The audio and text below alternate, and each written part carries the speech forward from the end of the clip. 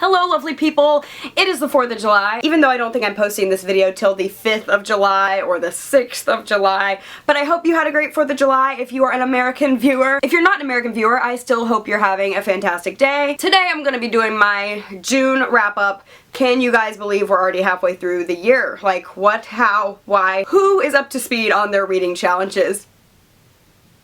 I'm not. But are you? Are you doing good? Halfway mark? I had a great reading month, so let's go. First, I read Vicious by V.E. Schwab. I buddy read this with Kales from Kales Corner. I'm sure you've heard me talk about her before. She's one of my booktube buddies. I will link her down below. I said that so dumb. I was like, booktube buddies. I'm sure you've all heard of this book. It's a very hyped book on booktube. This is about two college students named Victor and Eli is doing his thesis on EOs, which are extraordinaries, which are basically people with special powers. I'm not going to tell you how EOs get their special powers because I thought that was one of the coolest parts of the book. This book was really great and fast-paced. The characters were awesome. They weren't necessarily likable, but they were so well realized and power-hungry and crazy. This book was much darker than I anticipated. I don't know what I was expecting, but it was so different from what I expected. But I really enjoyed it. It really sparked a cool conversation between Kales and I about villain origin stories. So anyway, I gave this book a 4 out of 5 stars. The only reason I didn't give it a 5 out of 5 is just simply taste. It's really not like the type of book I normally am really into. It was pretty dark, like I said, but I really enjoyed it, and I think most people would. It's kind of a book for all people. Next up, I read The Sleeper and the Spindle by Neil Gaiman. If you guys know anything about me, you know two things. You know A, fairy tale retellings are my favorite type of book, and you know B, I love Neil Gaiman. This is a Sleeping Beauty and Snow White retelling combined. Overall, I really enjoyed it. So let's talk about things I liked and things I didn't like. I love fairy tale retellings, like I said. I've read a lot of them, and I've read a lot of these fairy tale mashups where it's 2 or more different fairy tales in one story. I thought Neil Gaiman did a spectacular job blending these two stories together in a really unique way that I hadn't seen done before. I thought he did it seamlessly.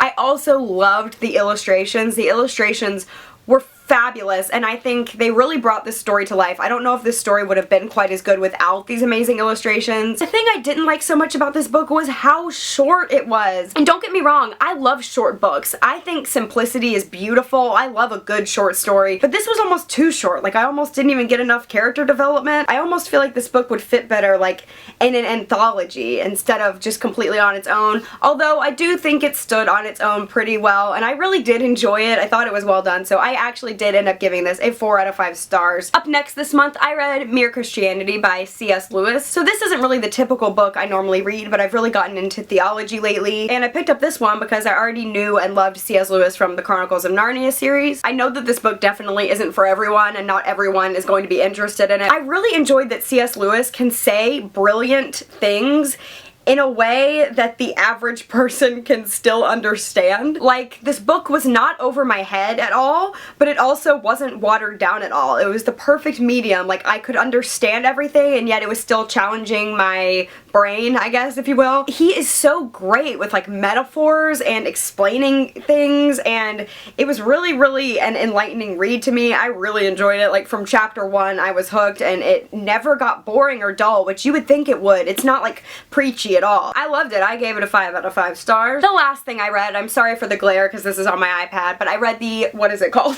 The Secret Diary of Lizzie Bennet by Bernie Sue and Kate Rorick. So you guys have heard me talk about the Lizzie Bennet diaries. I am obsessed. It is a web series that is a retelling of Pride and Prejudice by Jane Austen.